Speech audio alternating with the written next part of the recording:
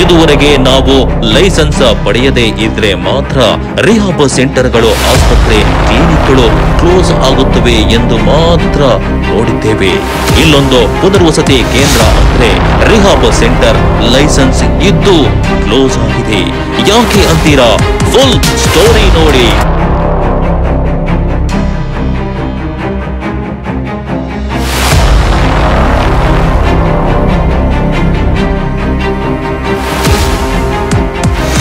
ಯಾವುದೇ ಕೇಂದ್ರಗಳು ಲೈಸೆನ್ಸ್ ಪಡೆಯುವುದು ಎಂದರೆ ನಾವು ಸರ್ಕಾರದ ಅಡಿಯಲ್ಲಿ ನೋಂದಣಿ ಪಡೆಯುತ್ತಿದ್ದೇವೆ, ನಾವು ಸರ್ಕಾರದ ಅಧೀನದಲ್ಲಿದ್ದೇನೆ ಹಾಗೂ ಇನ್ನು ಮುಂದೆ ಸರ್ಕಾರದ ಆದೇಶ, ಸುತ್ತೋಲೆ ಹಾಗೂ ಸರ್ಕಾರ ಕಾಲಕ್ಕೆ ಹೊರಡಿಸುವ ಆದೇಶ, ಸುತ್ತೋಲೆಗಳನ್ನ ಪರಿಪಾಲಿಸುತ್ತೇನೆ ಎಂದು ದೃಢೀಕರಿಸುವುದು.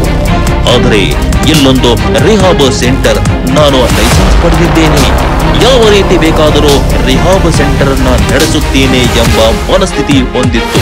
ಹೌದು ವೀಕ್ಷಕರೇ, ಬೆಂಗಳೂರಿನ ಸುಂಕದಕಟ್ಟೆಯ ವಿಘ್ನೇಶ್ವರ ನಗರದಲ್ಲಿ ಲೈಸೆನ್ಸ್ ಪಡೆದಿದ್ದ ಕೀರ್ತನ ಫೌಂಡೇಶನ್ ರಿಹಾಬ್ ಸೆಂಟರ್ ಇದೀಗ ಕ್ಲೋಸ್ ಆಗಿದೆ. ಕೀರ್ತನ ಫೌಂಡೇಶನ್ ರಿಹಾಬ್ ಸೆಂಟರ್ ನಾನು ಪರವಾನಗಿ ಪಡೆದಿದ್ದೇನೆ, ಇನ್ನು ಮುಂದೆ ತಾನು ಸರ್ವಾಧಿಕಾರಿ, ಹೇಗೆ ಬೇಕಾದರೂ ಕಾನೂನು ಉಲ್ಲಂಘನೆ ಮಾಡಬಹುದು ಎಂಬ ಬಂಡ ಧೈರ್ಯದಿಂದ ಜನರ ಜೀವನ ಜೊತೆ ಚೆಲ್ಲಾಟವಾಡಲು ಮುಂದಾಗಿತ್ತು.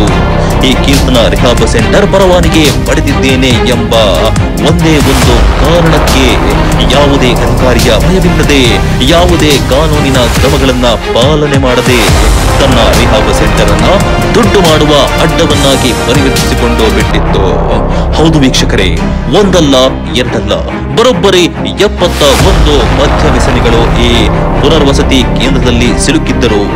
ತಮ್ಮ ಕುಟುಂಬದ ಸದಸ್ಯರು ಮದ್ಯ ವ್ಯಸನ ಚಟಕ್ಕೆ ದಾಸರಾಗಿರುವ ವ್ಯಕ್ತಿಗಳನ್ನ ಇಂತಹ ಕೇಂದ್ರಗಳಲ್ಲಿ ತಂದು ಸೇರಿಸುತ್ತಾರೆ. ಮದ್ಯ ವ್ಯಸನ ಈ ಚಟದಿಂದ ತಮ್ಮ ಕುಟುಂಬದ ಸದಸ್ಯ ಹೊರಬರ್ತಾನೆ, ನಮ್ಮ ಕುಟುಂಬದಲ್ಲಿ ಮತ್ತೆ ಹೊಸ ಚೈತನ್ಯ ಬರುತ್ತದೆ ಎಂಬ ಅಭಿಲಾಷೆಯಿಂದ ಕಾಯ್ತಾ ಇರ್ತಾರೆ. ಆದರೆ ಇಂತಹ ಕೇಂದ್ರಗಳು ಅವರನ್ನ ಗುಣಪಡಿಸುವ ಬದಲು ಕೇವಲ ದುಡ್ಡಿನಾಸೆಗೆ ಅವರ ಜೀವನದ ಜೊತೆ ಚೆಲ್ಲಾಟವಾಡಲು ಶುರು ಮಾಡಿಬಿಡ್ತಾರೆ. ಎಷ್ಟೋ ಬಾರಿ ಇಂತಹ ಕೇಂದ್ರಗಳಲ್ಲಿ ಸಿಲುಕಿದಂತಹ ಮದ್ಯ ವ್ಯಸನಿಗಳು ಹೆಣವಾಗಿರುವುದು ಉಂಟು. ಇದಕ್ಕೆ ಕನ್ನಡಿ ಎಂಬಂತೆ ಕೀರ್ತನ ರಿಹಾಬ್ ಸೆಂಟರ್ 71 ಮದ್ಯ ವ್ಯಸನಿಗಳನ್ನ ತನ್ನ ಕೇಂದ್ರದಲ್ಲಿ ದಾಖಲು ಮಾಡಿಕೊಳ್ಳುತ್ತದೆ. ಆದರೆ ಈ ಕೇಂದ್ರ 71 ಮದ್ಯ ವ್ಯಸನಿಗಳನ್ನ ದಾಖಲು ಮಾಡಿಕೊಳ್ಳುವಷ್ಟು ಸಾಮರ್ಥ್ಯ ಇರುವುದಿಲ್ಲ. ಇನ್ನು ಇಲ್ಲಿ ದಾಖಲಾಗಿರುವ 71 ಮದ್ಯ ವ್ಯಸನಿಗಳಿಗೆ ಯಾವುದೇ ರೀತಿ ಸೂಕ್ತ ಚಿಕಿತ್ಸೆ ಕೂಡ ನೀಡಿರುತ್ತಿಲ್ಲ. ಮೂಲಭೂತ ವ್ಯವಸ್ಥೆ, ರೋಗಿಗಳು ಇರಲು ಸ್ಥಳದ ವ್ಯವಸ್ಥೆ ಕೂಡ ಸರಿಯಾಗಿ ಇರಲಿಲ್ಲ. ಆದರೂ 71 ಮದ್ಯ ವ್ಯಸನಿಗಳನ್ನ ದಾಖಲು ಮಾಡಿಕೊಳ್ಳುತ್ತೇವೆ. ಇಲ್ಲಿಗೆ ಅರ್ಥ ಆಗುತ್ತೆ ನೋಡಿ ಈ ಕೀರ್ತನ ಫೌಂಡೇಶನ್ ಹಣದ ದಾಹ ಎಷ್ಟು ಇದೆ ಎಂದು.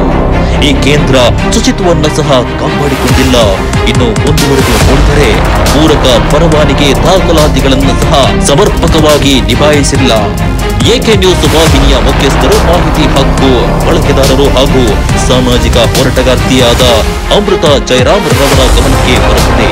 ಜನರ ಜೀವನ ಜೊತೆ ಚೆಲ್ಲಾಟವಾಡುತ್ತಿರುವ ಅಕ್ರಮ ರಿಹಾಬ್ ಸೆಂಟರ್, ಅಕ್ರಮ ಕ್ಲಿನಿಕ್, ಅಕ್ರಮ ಆಸ್ಪತ್ರೆಗಳ ವಿರುದ್ಧ ಧ್ವನಿ ಎತ್ತುತ್ತಾ ಬಂದಿರುವ ಹಾಗೂ ಅನೇಕ ಅಕ್ರಮಗಳನ್ನ ಸಾಬೀತುಪಡಿಸಿ ಅನೇಕ ಆಸ್ಪತ್ರೆಗಳಿಗೆ ಬೀಗ ಜಡಿಸಿರುವ ಶ್ರೀಯುತ ಅಮೃತ ಜಯರಾಮ್ ರವರು ಸಂಬಂಧಪಟ್ಟ ಅಧಿಕಾರಿಗಳಾದಂತಹ ಬೆಂಗಳೂರು ನಗರ ಜಿಲ್ಲಾ ಆರೋಗ್ಯ ಅಧಿಕಾರಿಗಳಾದಂತಹ ರವೀಂದ್ರ ಮೇಟಿ ಹಾಗೂ ಜಿಲ್ಲಾಧಿಕಾರಿಯಾದಂತಹ ಶ್ರೀಯುತ ಜಗದೀಶ್ ರವರಿಗೆ ದೂರು ದಾಖಲು ಮಾಡ್ತಾರೆ.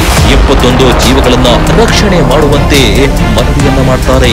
71 ಜೀವಗಳು ಈ ಕೇಂದ್ರದಲ್ಲಿ ಸಿಲುಕಿರುವುದು ಕೂಡಲೇ ದಕ್ಷ ಜನಪರ ಅಧಿಕಾರಿಯಾದಂತಹ ಬೆಂಗಳೂರು ನಗರ ಜಿಲ್ಲಾಧಿಕಾರಿ ಜಗದೀಶ್ ರವರು ಈ ಕೇಂದ್ರಗಳಲ್ಲಿ ಸಿಲುಕಿದ್ದಂತಹ 71 ಜೀವಗಳನ್ನ ರಕ್ಷಣೆ ಮಾಡುವಂತೆ ತಕ್ಷಣ ಕ್ರಮ ಕೈಗೊಳ್ಳುತ್ತಾರೆ.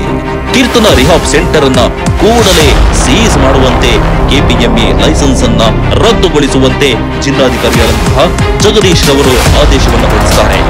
ಆದೇಶ ಹೊರಡಿಸಿದ ಬೆನ್ನಲ್ಲೇ ಬೆಂಗಳೂರು ನಗರ ಜಿಲ್ಲಾ ಆರೋಗ್ಯ ಅಧಿಕಾರಿಗಳಾದಂತಹ ಸನ್ಮಾನ್ಯ ರವೀಂದ್ರನಾಥ್ ಮೇಟಿ ಹಾಗೂ ಡಿಎಚ್ಒ ರಮೇಶ್ ರವರ ತಂಡ ಕಾರ್ಯಾಚರಣೆ ನಡೆಸಿ 2 ದಿನಗಳಲ್ಲಿ ಕೀರ್ತನ ರಿಹಾಬ್ ಸೆಂಟರ್ ಕ್ಲೋಸ್ ಮಾಡಿಸ್ತಾರೆ.